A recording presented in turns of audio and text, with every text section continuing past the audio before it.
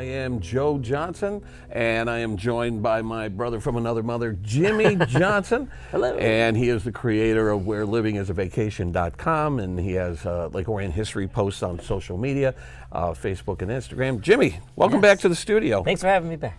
Now, we talked a couple of weeks ago when we were trying to plan this and trying to come up with an idea of something we want to talk about. And you came up with the idea of focusing on Lake Orion's most famous residents and people who have a Lake Orion connection. And I thought that was a great idea. When you go to Lake Orion's Wikipedia page, there's a list of famous residents from Lake Orion, and it is very impressive, wouldn't you say? Yes, very impressive.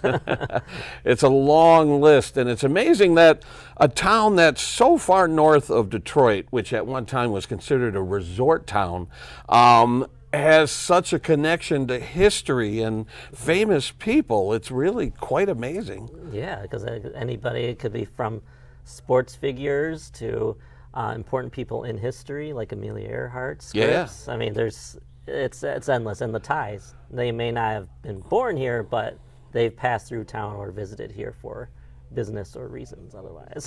Yeah. That you'll go into. Exactly. Now, as I was looking at the list, I was trying to come up with what I thought was Lake Orion's most famous resident, and that's kind of hard to do.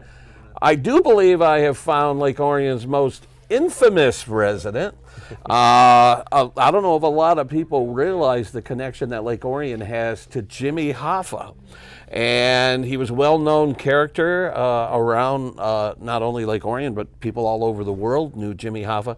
As a matter of fact, someone in the studio may have met him. Did someone in the studio meet Jimmy Hoffa? There we go. Terry Stiles here in the studio has met Jimmy Hoffa. He was a well-known figure, very popular figure. Yeah. Here's a little history of Jimmy Hoffa.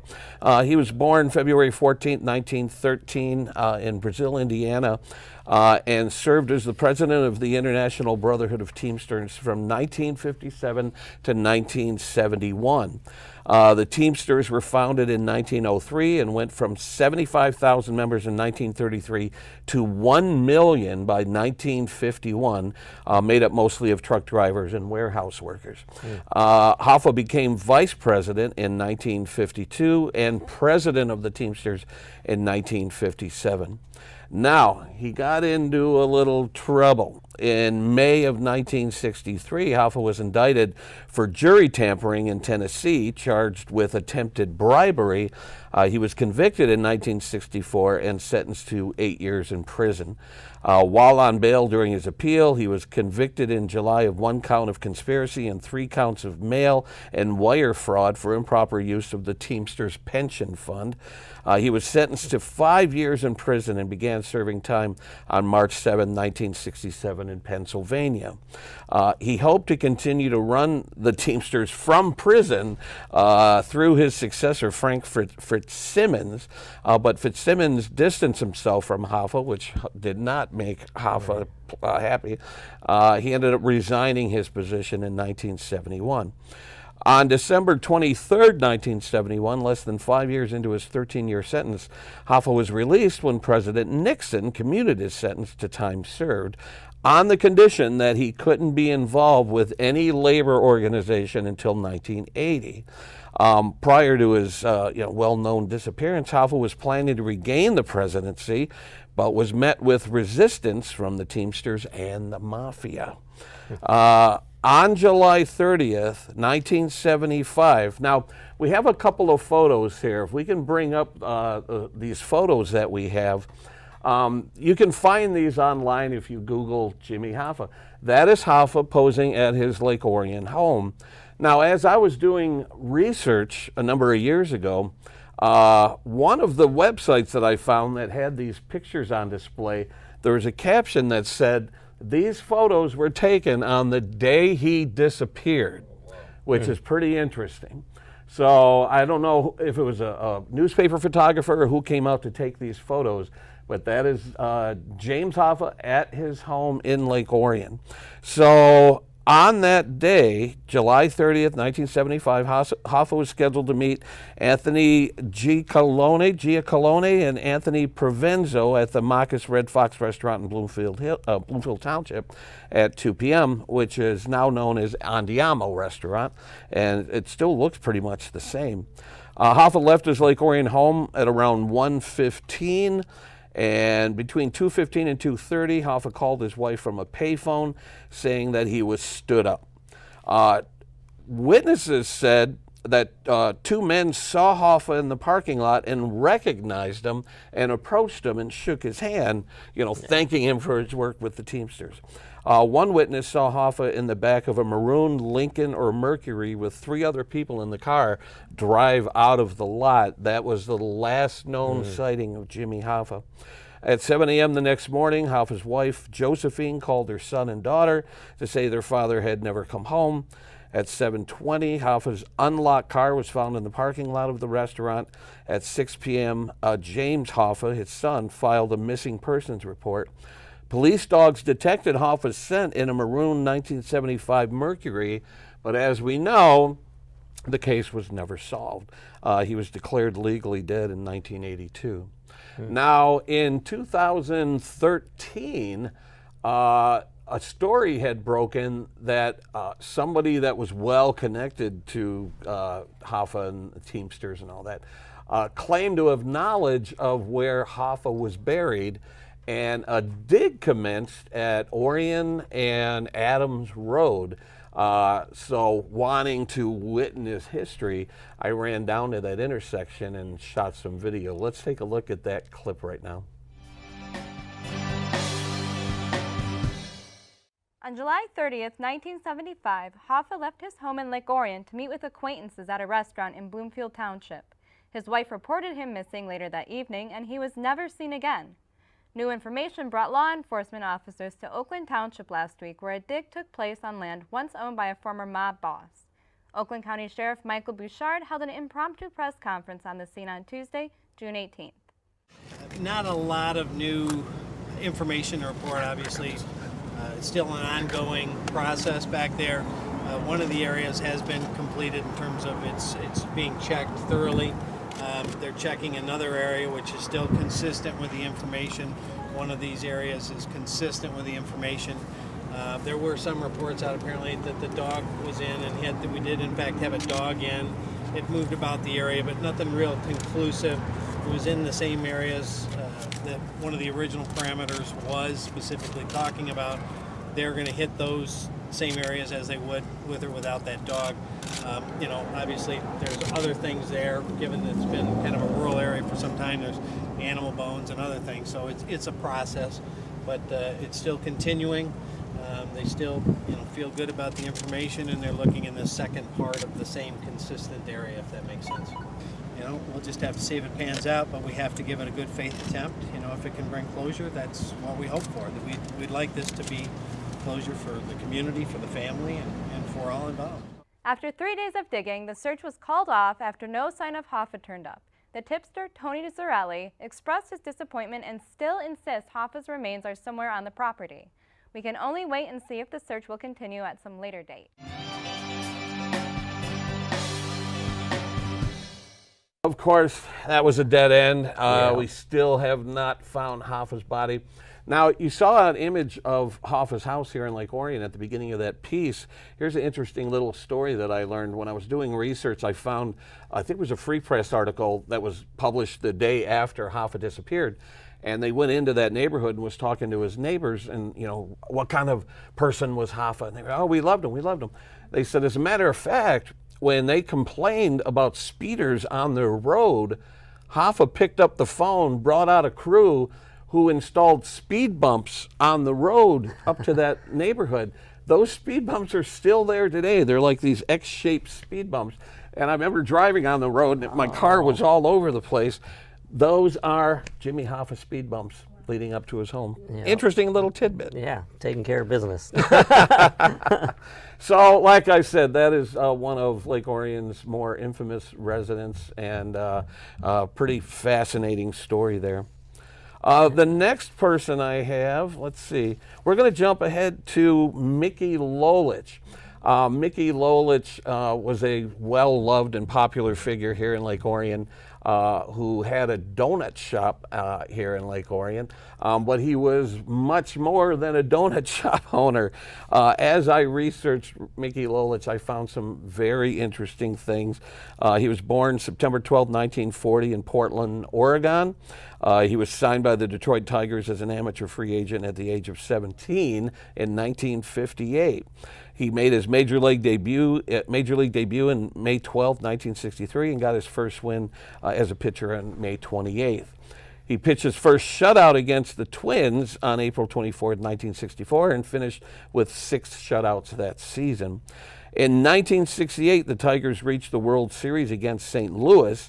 He pitched in Game 2 and hit his only homer of his 16-year career for an 8-1 win. I found that home run on YouTube. Let's take a look at it right now. There's a long fly ball.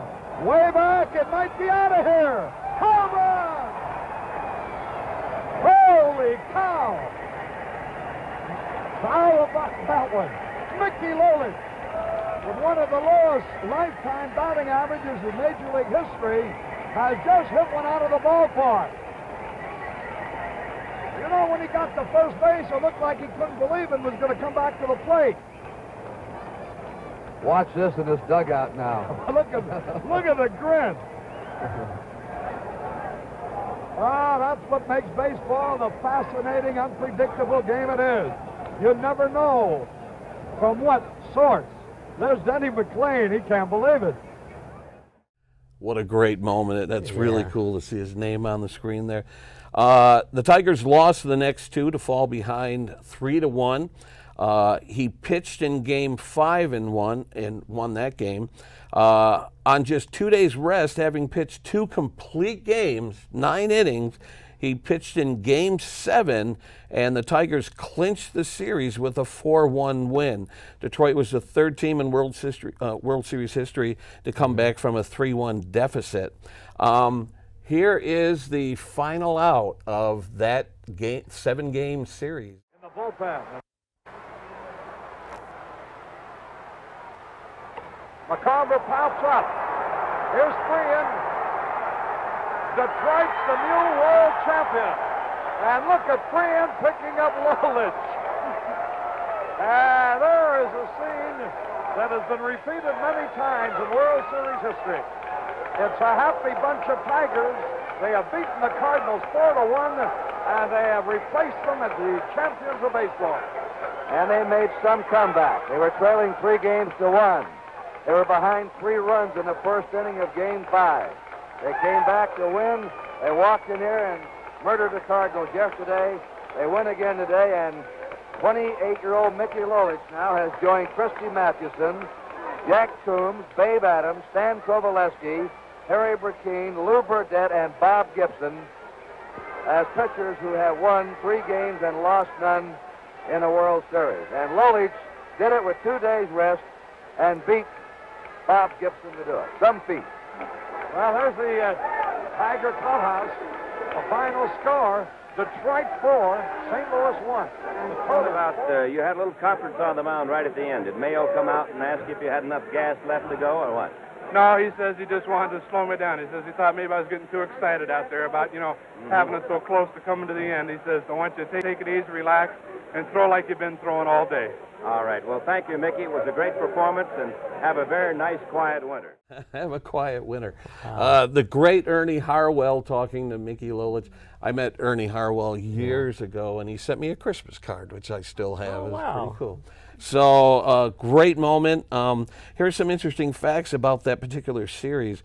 Lolich was the 12th pitcher in baseball history to win 3 games in a single World Series, and the last to pitch 3 complete games in one series. 3 9-inning games pitched in one World Series. Has never happened since. The only left-handed pitcher with 3 complete game wins in a series. No other pitcher has thrown 3 complete game wins in a series since, and he won the MVP award for that series. Pretty Well, there's awesome. one important stat. The most important stat is that he made 10,000 donuts. That's That right. is donut gun. We'll talk about donuts in a second. Lolich pitched in his final game on September 23rd, 1979, at the age of 39 with the Padres. Now, he had invested in a donut business, which originally was in Rochester, I believe, but he had a falling out with his co-owner and bought the business out. He moved that donut shop out here to Lake Orion.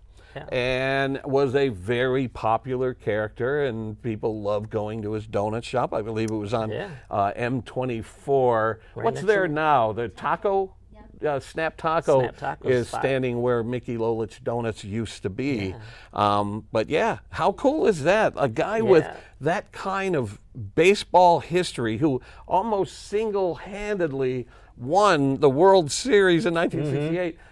Served customers donuts here in Lake Orion. Is that a fantastic story or what? It's a fantastic story, and with having his children there working at the shop as well, they would work the front, and then he'd be in the back making the donuts, and everybody would stop by and be like, "Where's Mickey? Where's Mickey?" Right. I think I read that he would sign donut boxes, so there's probably some signed donut boxes out there. bet. Unfortunately, he ended up selling the business in the late 90s and retired, but from what I understand, he's still up and about. He's still out there. So yeah, that's really, really awesome. He was never inducted into the Hall of Fame, but he was inducted into the Michigan Sports Hall of Fame in 1982. So again, one of Lake Orion's most famous residents. We're going to do one more person before we throw it over to LOAM over at the high school. I want to talk about Cynthia Watros. Her parents are Bruce and Nancy Watros. I want to brag that I know her Uncle Bob, who is the caretaker at the Orion Veterans Memorial and one of the nicest guys you will ever meet, and his wife, Tony. She graduated from LOHS in 1986, took an acting class in high school, but she said she blew it off. She benefited under the tutelage of Dr. Nancy Arnfield at Macomb Community College. And an interesting connection that I have there, Dr. Nancy Arnfield was my acting teacher at Macomb Community College. I was in a play called Auntie Mame. So we have that connection. Her and I had the same acting professor. She then went off to Boston University School for the Arts, where she won a $15,000 award, which she used to move to New York City. She ended up getting cast on Guiding Light as Annie Dutton, who, from what I've seen, was a crazy character. And in her very first nomination, she won the Daytime Emmy in 1998 for that role on the CBS soap opera Guiding Light. An interesting little side note, she beat Susan Lucci, who had a record for most losses at the Daytime Emmys. We have a clip of Cynthia's win right here. Cynthia Watros. You were there all along. You didn't give us a chance, did you? You tricked me. Yes,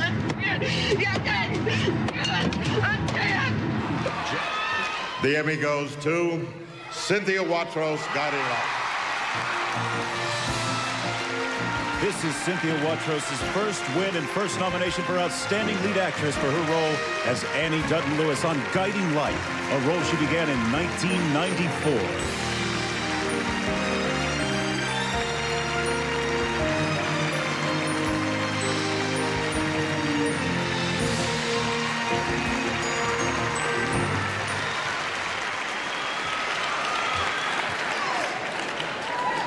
Thank you.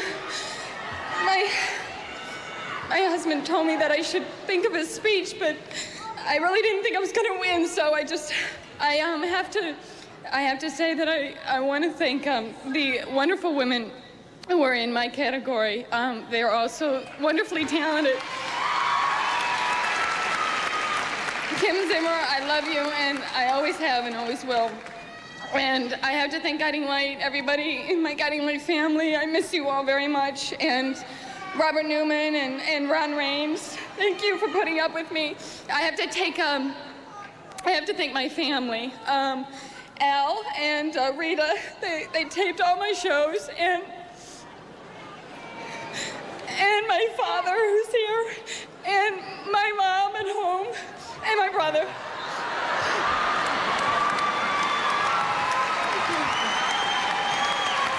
Thank you very much for this, and thank you.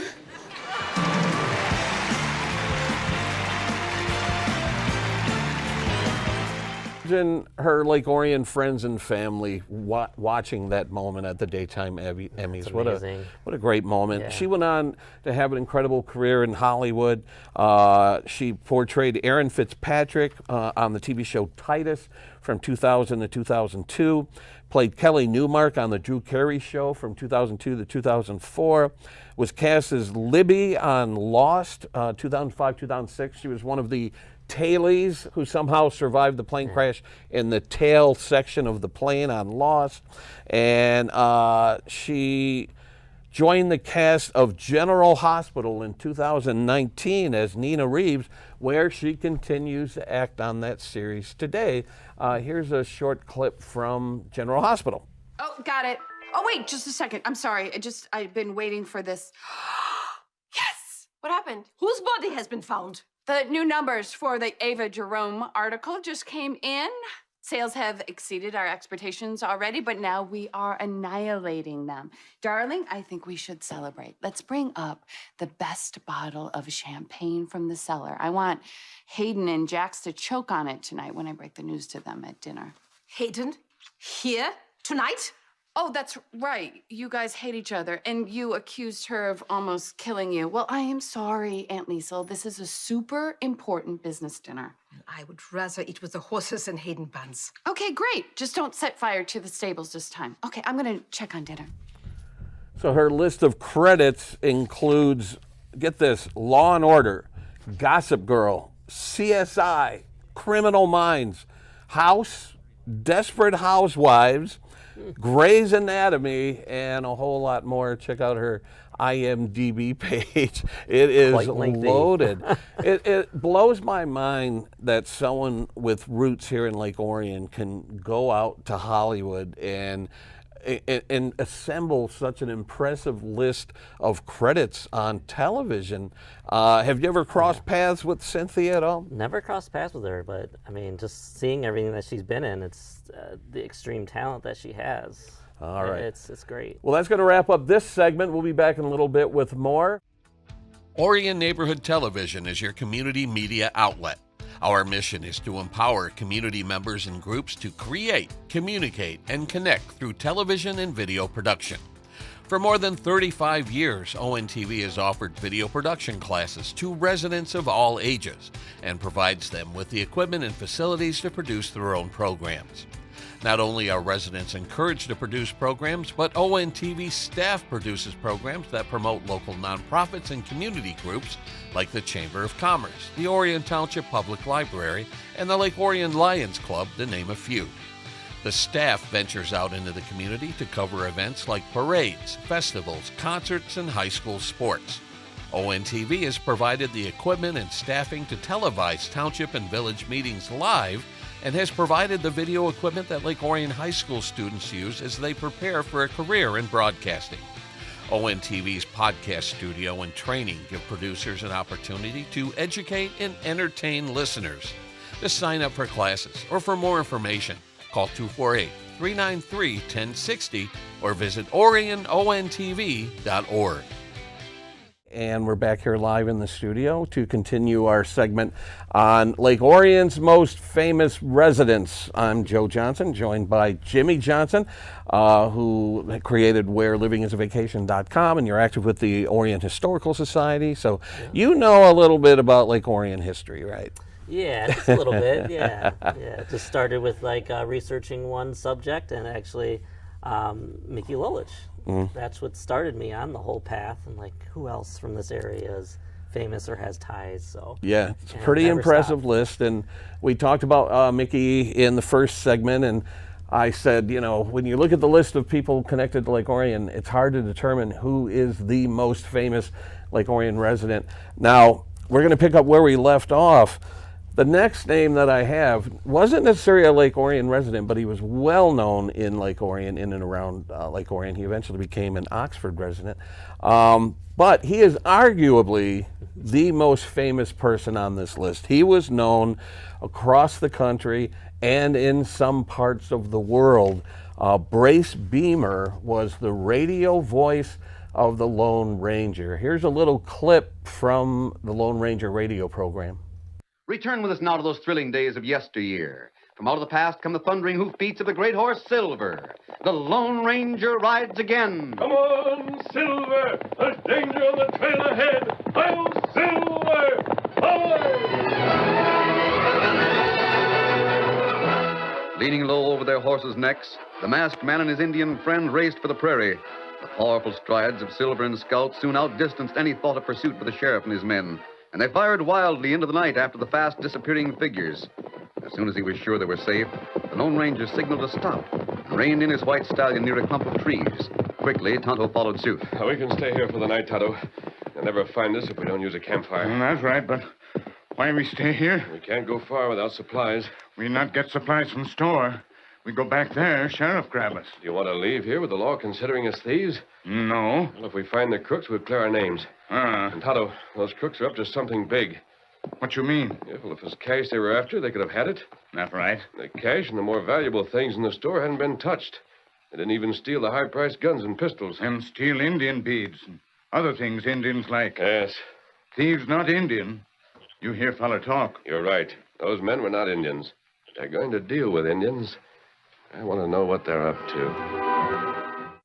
What a voice. The Lone Ranger was created by George Trendle, who at the time was the manager of WXYZ Radio in Detroit, and writer Fran Stryker.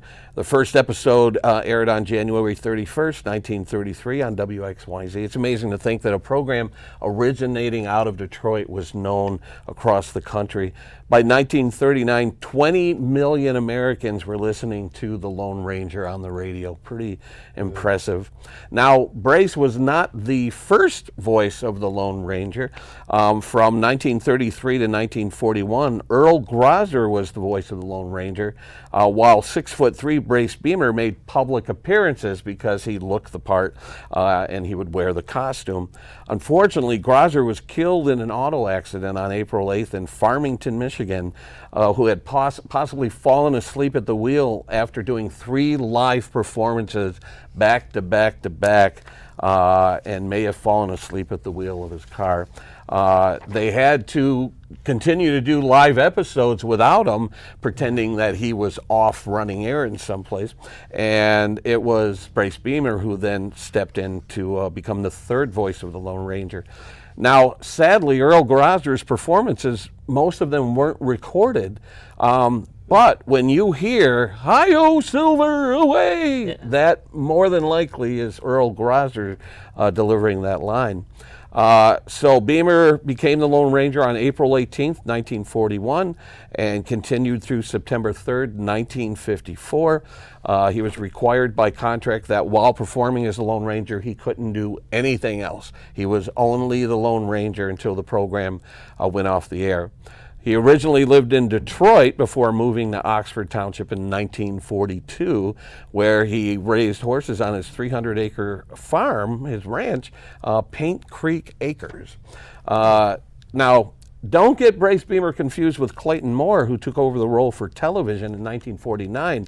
But Beemer's portrayal of Lone Ranger was so huge, so popular, that Clayton Moore had to impersonate Brace Beemer. So when you hear his voice in that radio clip, it sounds a lot like Clayton Moore on the TV show. So Beemer's last television appearance was an interview with Bill Kennedy on Bill Kennedy's Showtime on CKLW TV9 out of Windsor. Beemer died the very next day after his final television appearance. He died on March 1st, 1965, and is buried in the Whitechapel Cemetery in Troy, Michigan. Now, back in 2013, Oxford wanted to celebrate the fact that Oxford is the home of the Lone Ranger, and they rolled out a festival to celebrate Brace Beemer and the Lone Ranger. Let's take a look at this news story from 2013.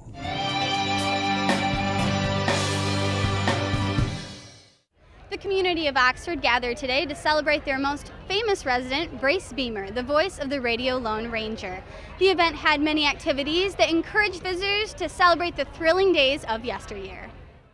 Hundreds of people came to downtown Oxford in memory of Brace Beemer, with a parade, a museum exhibit, as well as a business expo and craft fair. Fun was in big supply for participants. Organizers were filled with good things to say about the event. We've been working on this for a few months, and that is a very positive thing because many times you do an event like this, it takes over a year in planning. We literally put this together in about 4.5 months with a budget of about $3,000. And I think it was quite successful. I think both communities really enjoyed it today, and of course the good weather added a lot to it as well.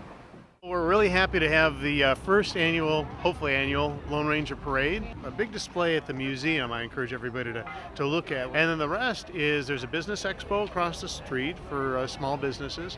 And down here there's more businesses and shops and crafts. So it's a big, huge event and something to put on the calendar for next year. One large part of the festival was the Lone Ranger exhibit displayed in the Northeast Oakland Historical Museum. We're lucky to get a collection from a resident that had a huge collection of Lone Ranger material, and he loaned it to us, so we've got like 3 cabinets full of his collection, and we have one of our own that's been here permanently. So we put that on, and we put people outside here to help get us some more membership and get donations for the Brace Beemer statue, which we hope to build in Centennial Park. Well, as far as in the museum, it evokes a lot of memories in people, and when they come in and they start looking at some of the stuff we have, they go, oh, I remember that, or Grandma had that, and then that leads on to a story, and it's just a lot of sharing of memories, which I love to do with people. Dale Lopez, a huge contributor to the display, was filled with stories of his childhood hero, Brace Beemer and the Lone Ranger. I've been collecting this since I was a little boy in the 40s, starting out by sending box tops out with a 10-cent or 15-cent Scotch tape to it to get one of these many premiums, like specialty rings, silver bullets, buttons, and other kinds of premiums as are on display here. So that started out in the 40s when I listened to Brace Beemer. I was probably about 7 years old when I first became interested in the Lone Ranger, and I never missed him at 7:30 Monday, Wednesday, and Friday evenings. This man was an icon. Radio was in its infancy. He began as a wholesome individual, clean cut, never swore, used perfect English, never shot to kill. He was a hero to Americans, not just the children, but America was in the depths of the Great Depression, and they needed a hero. Hearing about gangsterism of the 30s and the early 40s, this was the guy that wore the white hat. A special guest made an appearance at the museum. Bob Daniels, Brace Beemer's grandson, spent time talking to visitors about memories of his grandfather. I was 14 when he passed away, so I remember him really well. You know, it's a funny thing that really, I didn't get that he was the Lone Ranger, really, until I was about 9 years old when he did an appearance at a boys' camp. The reaction people tended to have around him was one of, this man just entered the room if it was indoors, and he just filled up the room. He was 6'3½", weighed 200 pounds. He had that huge booming voice, and when he walked in the room, you knew he was there. And kids just immediately were mesmerized and attentive, and he could have asked them to rub their bellies and pat their heads 3 times, and they'd have done it that fast. When I was growing up, my dad knew Brace, and he would take us out to the farm, and Brace always, when there was people around, he'd dress up like the Lone Ranger, and he'd hand out the silver bullets, and we always had carrots to feed Silver. But my biggest memory of Brace is he was a very commanding person, and when you're a little guy and you look at this 6'4" person with this booming voice, it's just, you're awestruck. He's a very friendly person and did a lot in the community. Brace Beemer lived in Oxford on Drainer Road. Many visitors stopped by his old home, including Shirley Ann Maylock. She was a child voice actor for the radio show. Not only did she work with Brace Beemer, she also worked with his predecessor, who died in an auto accident. Looking back, she can remember Brace Beemer's first show as the Lone Ranger. But I was on the program that Brace first did after Earl Grosser was killed in an auto accident, and it was very nerve-wracking for him and for the whole cast. You know, that was quite a transition to go from one voice to the other. In radio, you define people by their voices. But, you know, Brace, once he got going, you could see him reaching his stride, and he was fine. He was fine. And what a wonderful voice. We all know that. So the whole cast was in one room, one studio. Sound effects might be off in a side room. Depending on the studio, it might be in the studio with you. And so when you'd have kind of a mob scene of a posse or whatever, you'd have 5 or 6 men around the microphone, which I might add was suspended from the ceiling, so it was to grown-up height. And so they had this big green box that I stood on so that I could reach the microphone. So it's really back in the day technologically, obviously. So we did a broadcast at 7:30 for a half an hour for the Midwest, and then we stuck around and did a live broadcast at 10:30 for the West Coast. And for all of that work, I got $10. And finally the union came in, and then it went up to like $35. But it was a great working cast. It was very professional. It just was a fun event for everybody. Nothing but smiles all the way around. What a great event for our joined communities together. With the success of this year's Lone Ranger Days, many organizers hope to make it an annual event. At the very least, they hope to raise funds to erect a statue in Brace Beemer's honor right here in Centennial Park. In Oxford, I'm Catherine Havrilla, ONTV News.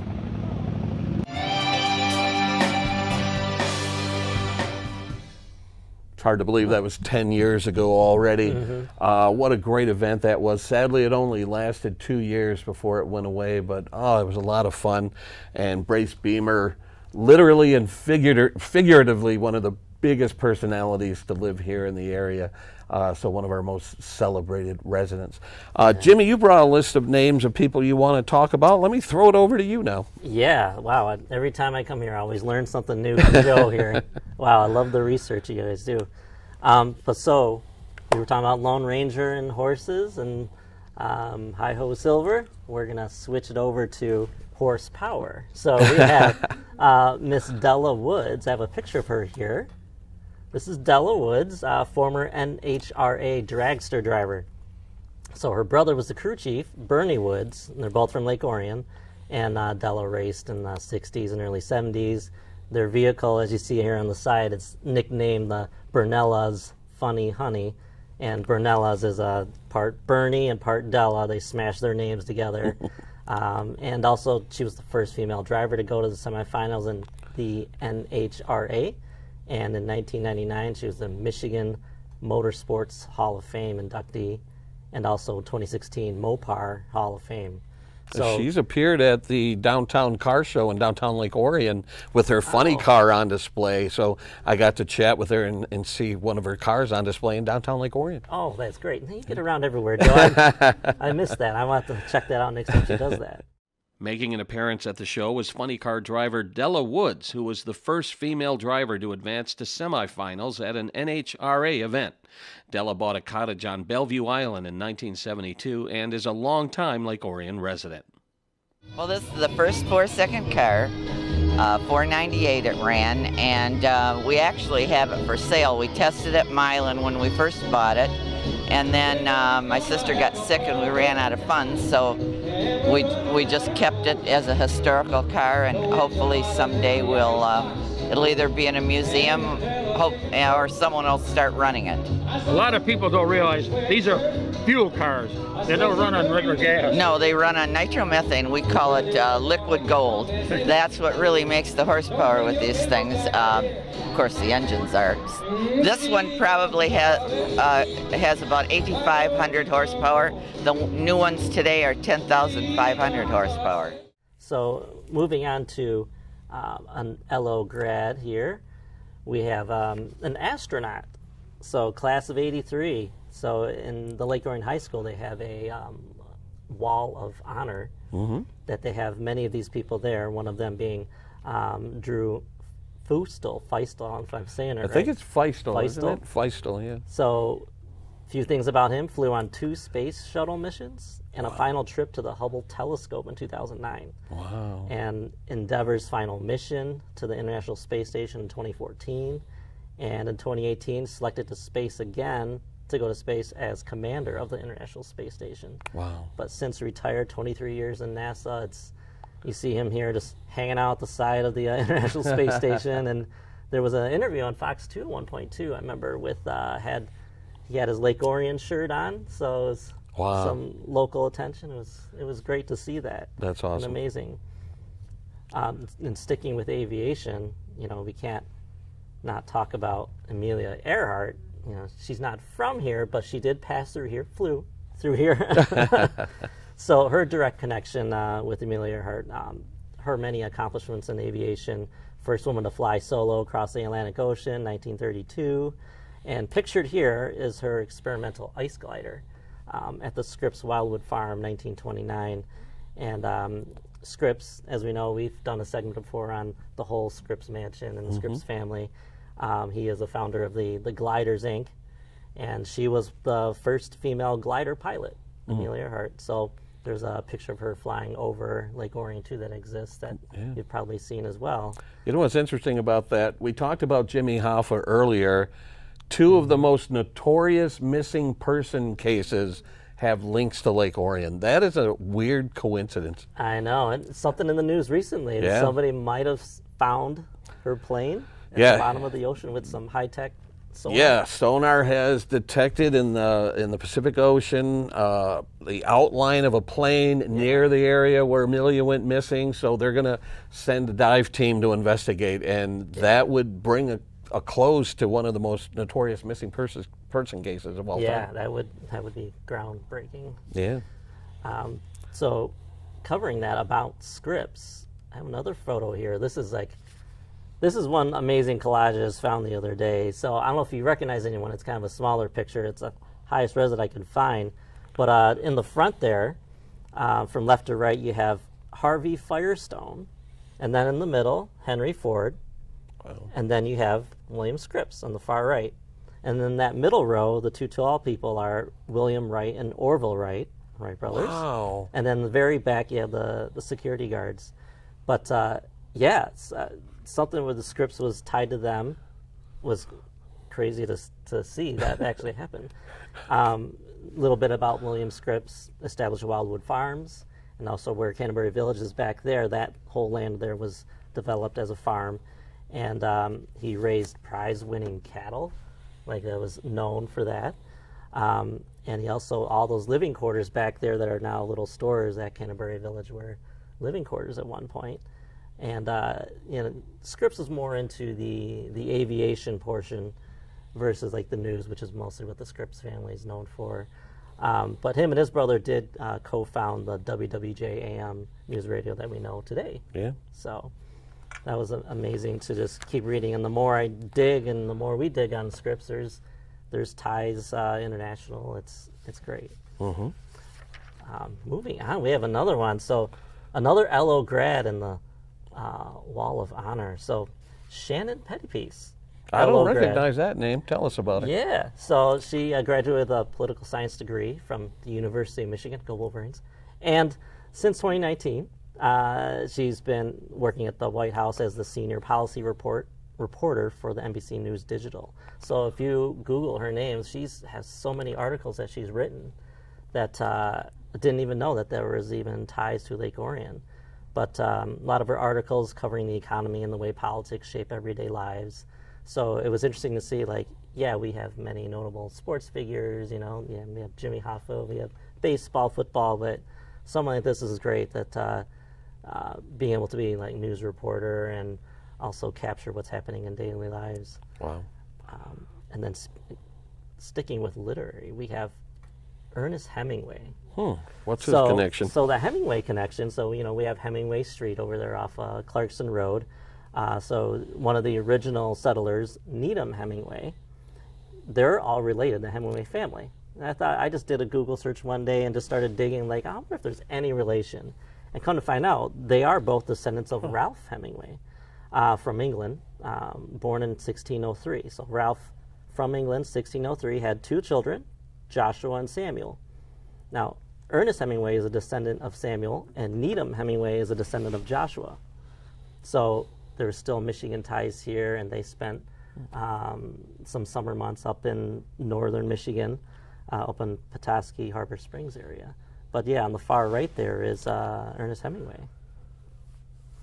Interesting. Yeah. I met Ernest's granddaughter, the actress Mariel Hemingway, who was at the Motor City Comic Con a few years ago. I did not realize that those two are related. Yeah, that Hemingway name, you know, you see it everywhere, and you see a lot of streets in this area named after famous people or important residents or people that first settled in this area. And then I couldn't leave without mentioning, you know, being Super Bowl weekend, we had 2 football players from the area. So we have Jeff Heath, a 2009 grad. He went undrafted in 2013 NFL draft, but was picked up by the Cowboys. He's had stints at with the Vegas Raiders and also signed with the Saints as of 2021. I believe he's now retired from the NFL, but I've heard he's also ran like some youth camps earlier in Lake Orion. As a matter of fact, if we have time, we covered his first football camp that he held at Lake Orion High School. Jeff has not forgotten his roots. So if we have time, let's roll this video clip of Jeff Heath's football camp. It's only July, but thoughts are already turning to the upcoming football season. Members of the Lake Orion Dragons team attended a football camp hosted by a former Dragon and current safety for the Dallas Cowboys, Jeff Heath. Jeff Heath graduated from Lake Orion High School in 2008. After graduating from Saginaw Valley State, Heath signed with the Dallas Cowboys as an undrafted free agent. He made his first NFL start on October 27, 2013 against the Detroit Lions. On Wednesday, July 8th, Heath returned to Lake Orion High School to host a football camp. The afternoon session was attended by Dragons football players who ran through a variety of drills. You know, really the whole point of this camp was to expose the kids to different coaching. You know, they grow up in Lake Orion, so they get the same coaches, you know, pretty much from the time they're young till the time they're old. And, you know, that Lake Orion teaches a certain thing, and it's a great teaching tool, but, you know, guys who have played in college and played in the NFL, they are taught different techniques and, you know, different way of doing things. And I feel like the more you can learn as a football player, the more techniques and the more coaches, you know, the more knowledge you have, you know, the better all-around football player you'll be. So we really want to just give the kids, you know, a wider range of fundamentals that, you know, we've learned.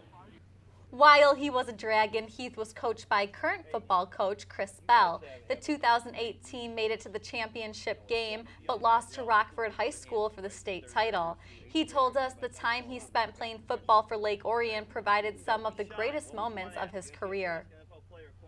I really cherished my time at Lake Orion, and I don't think I really realized how fun it was until I was out of it. And I mean, that's cliche, but everyone told me that, and I never really believed it.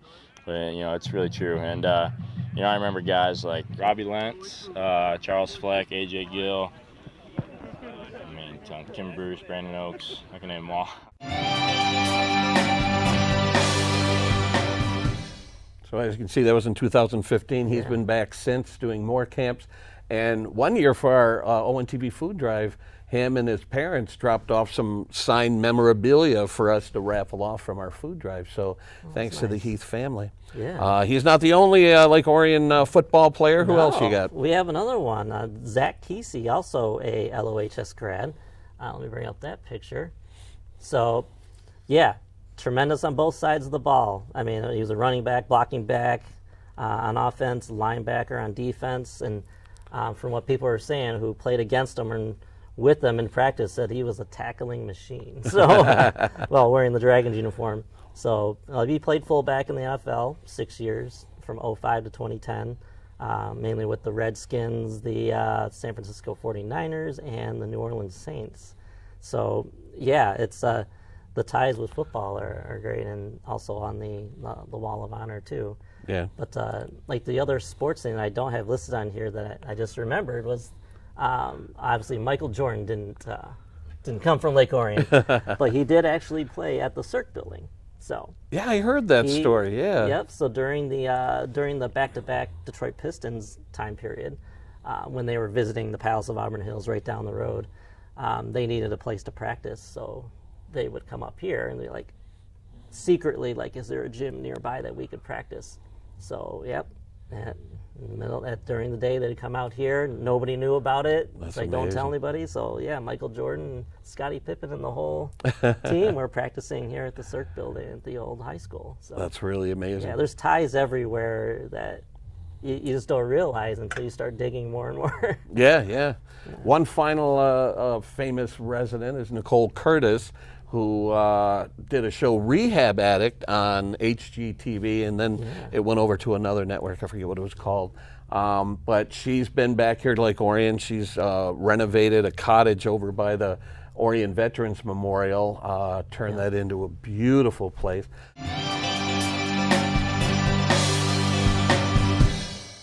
On Saturday, April 22nd, fans of the HGTV show Rehab Addict lined up for a chance to tour the Lake Orion cottage that will be renovated by the show's host, Nicole Curtis. The open house and book signing acted as a fundraiser for a great cause. The reason we started doing this is that it's a really easy way for us to raise money for a local family that needs help. And we started it years ago with for Brian Thomas, who is also a Lake Orion graduate and a good friend of ours. And we, just had this idea, what if we charge people to go in these houses? Will we raise some money? And we expected a couple $100, and we ended up making thousands. And over the years, I think this is maybe our 10th or 11th open house, and we've been able to help some really great families. Tessa came up today. She's the daughter of my right-hand guy, Bobby, and she's been battling stage 4 neuroblastoma for years, and many people recognize her from our big Ransom Gillis open house a couple years ago. But I think it's really important that people realize that there are so many families locally that need help, and every dollar that they bring to our open house goes right to that family. Nicole purchased this cottage on Heights near M24, hoping to save it from demolition. She said it will take a couple of months to complete the work on the home to restore it to its former glory. I just happened to come across this house online. I'm always searching online for houses and everything, and it was cheap. It was cute, and I knew that it was a little old cottage in Lake Orion, and we don't have that many around here anymore. People are tearing them down. We just lost the Bubblegum Mansion, which was a huge blow to our historic value here in Lake Orion. It's really important to me that we keep some part of our history, and the whole history of Lake Orion is these cottages. I mean, that's really what started it all. So this one was a cottage 1925. And, it's not the ideal location. We laugh that it's actually on M24, but it's not. But it's also a great starter home. The market value in this area has gone up so much that if you are under $200,000, you can't buy a home for your family in this area. So it is important that houses like this stay standing and that there is still affordable housing for people to come into our neighborhood. Nicole is a Lake Orion native and a member of Lake Orion High School's class of 1994. She told us that as a student, she never envisioned this career path as a TV show host that inspires women of all ages. I don't think I ever actually set out to inspire people, but what I want to make sure that they know is that they can do anything they want. And I think that's always bothered me ever since I was a very young child.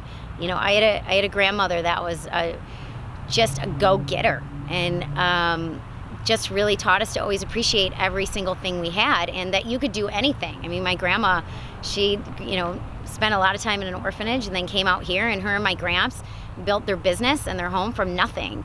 And I was just always taught that that's what you just go get it. You want it done, you go get it done.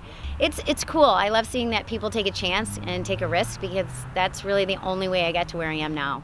In Lake Orion, this is Joe Johnson reporting for ON TV News.